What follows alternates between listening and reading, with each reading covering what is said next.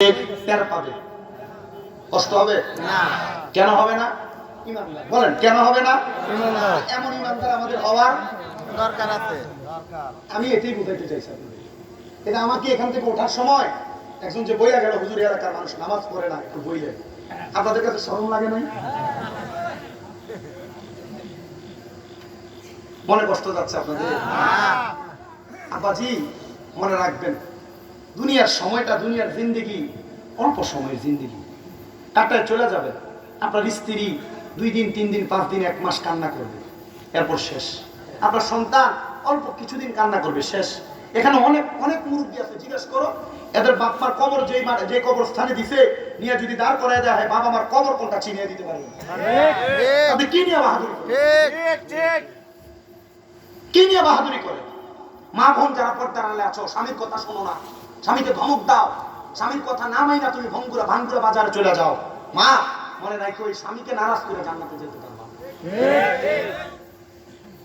কথাগুলো বলে দিয়ে যাই, ছোট মানুষ চেষ্টা করেন এগুলোর উপর আমল করতে, ইমানটাকে পাকাপোক্ত রাখতে।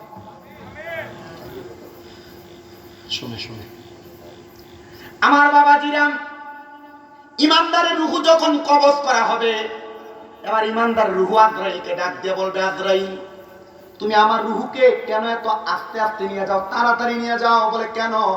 বলে তুমি যদি জানতা আল্লাহ তাআলা আমার জন্য কত বড় নিয়ামত রেডি করে রাখছে, তাহলে তুমি আমার রুহুটাকে আরো তাড়াতাড়ি নিয়ে যাইতা। জোরে সরে পড়ি সুবহানাল্লাহ। ও বাবা, ইমানদার রুহুটা আল্লাহ তাআলা এমন ভাবে রাখবে, মনে রাখবেন ফেরেশতারা রুহু নিয়ে যখন উপরের দিকে যাবে, আল্লাহ তাআলার আসমানের দরজার মধ্যে অসংখ্য অগণিত ফেরেশতারা আহলান ওয়া সাহালান মারহাবান মারহাবান দুয়ুফুল্লাহ দুয়ুফুর রহমান বলে বলে ইমানদার বান্দার রূহকে স্বাগতম জানিয়ে দিবে। ও বাবা, বান্দাকে যখন স্বাগতম জানায়া উপরে রিসিভ করে নিয়ে যাওয়া হবে, বান্দার রূহকে কোনো জায়গার মধ্যে রাখা যাবে না। এক জাতের মাছ আছে, আপনাদের এলাকায় আছে কিনা আমি জানি না, যেটা ধরলে পিছল খাওয়া যায়। আপনার গুছি মাছ বলেন, আমাদের কুমিল্লার ভাষায় এটাকে বাইম মাছ বলেন। ওই বাইম মাছ ছাই ছাড়া বালি ছাড়া ধরা যায় না। আমাদেরকে যখন কুমিল্লার ইয়া মাদ্রাসার মুহাদ্দিস আব্দুর রাজ্জাক হুজুর হাদিস শরীফটা পড়ায়, এই হাদিস পড়াইতে যে টানা 3 দিন কান্না করছে, 3 দিনে এক হাদিস পড়াইছে।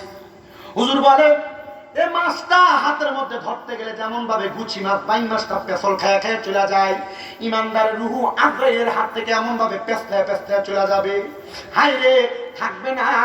তখন আজরাইল বলবে, আল্লাহ ইমানদার রুহু কি করব? বলে, যার থেকে নিয়েছো আবার তাকে তুমি ফিরিয়ে দাও। আল্লাহ এই বান্দার রুহু ফিরিয়ে দিলে এরপর বান্দাকে আপনি কি প্রদান করবে? বলে, আমি না বলেছি জাযাউহুম ইনদা রাব্বিহিম জান্নাতু আদনিন, ওই বান্দার পুরস্কার হলো জান্নাতুল আদন। কেমন জান্নাত? তাজরি মিন তাহতিহাল আনহার, এত সুন্দর জান্নাত, ওই জান্নাতের নিচে দিয়ে একটা নহর প্রবাহিত হবে। আপনাদের এলাকার যেই নদী, এই নদীর মধ্যে এক প্রকারের পানি থাকে, হয় ঘোলাটে, নয় সাদা, নয় অপরিষ্কার পানি, কিন্তু জান্নাতের ওই নদীর মধ্যে 4 প্রকারের পানি থাকবে। ওই নদীর নাম হলো র আলিফ জিম বা রজব নদী। ওই নদীর মধ্যে 4 প্রকারের পানি যেটা থাকবে, 1 নাম্বার পানি থাকবে ইন্না আ'তাইনাকাল কাউসার।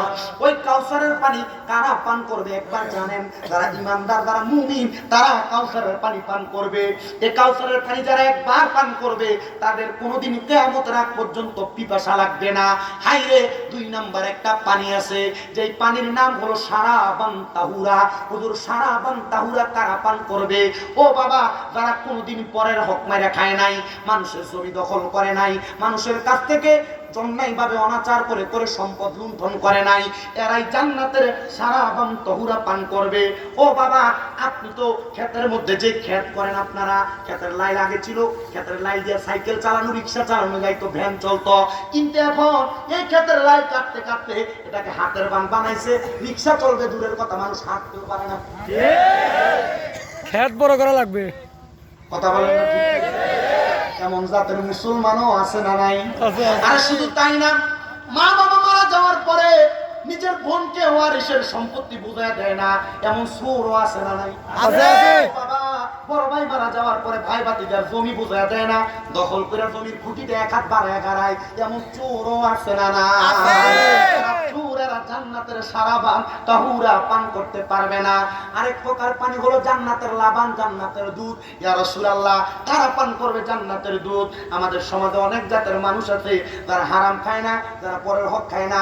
এই মানুষগুলা জান্নাতের দুধ পান করবে, কিন্তু জান্নাতের দুধ তারা পান করতে পারবে না যারা দুনিয়ার জমিনের মধ্যে সুদ খাইছে, ঘুষ খাইছে, পরের হক মাইরা মাইরা খাইছে। এবার বলেন, এমন সুদখোর আর ঘুষখোর সমাজের মধ্যে আছে না? আমাদের সমাজের মানুষের সুদখোর ঘুষখোরে ধরে নিয়ে মসজিদের সভাপতি বানায়, এদেরকে ধরে নিয়ে মসজিদের সেক্রেটারি বানায়, এদেরকে ধরে নিয়ে এলাকার সর্দার আর মাতাব্বর বানায়। কথা কোন না ঠিক কিনা? এ বাবা, ঠিক ঠিক করেন তো, কথা সত্য।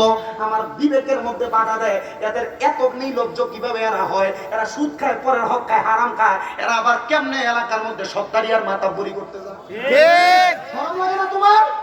হ্যাঁ, ঠিক। হ্যাঁ, বসান, বসান।